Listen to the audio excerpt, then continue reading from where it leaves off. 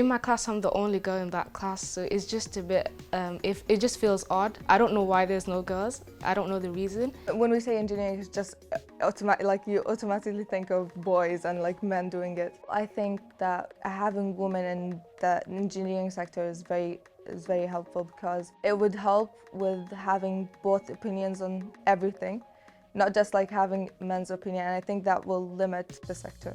I look up to my mum's friends because they do architecture as part of engineering, and I find them really fun people as well, and like they're interesting, so I learn a lot from them. That's how I got to like engineering a bit more, when I'm surrounded by people who do that as well, and they're women. I just tell girls all around the country, like if you want to do engineering, just do it, because at the end of the day, it doesn't depend on anything. It just depends on if you like it or not, and if you want to do good in it.